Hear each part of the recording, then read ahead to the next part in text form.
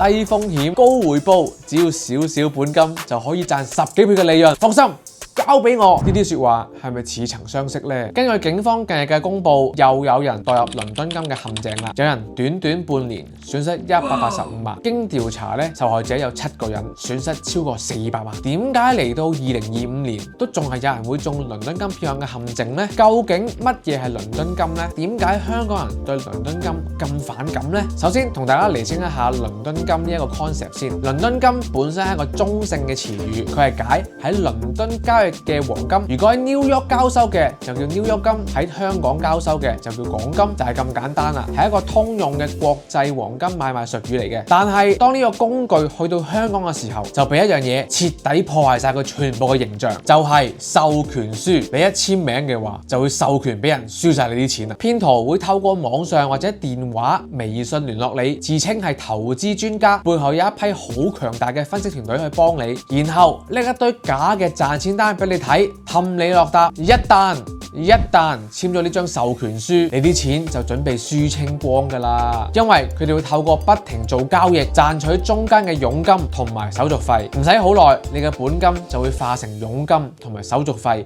輸清光噶啦。啲客仔一簽授權俾我哋輸，2日就幫佢輸清光。所以由今日開始，大家要拒絕授權書，授權 say no， 自己 control。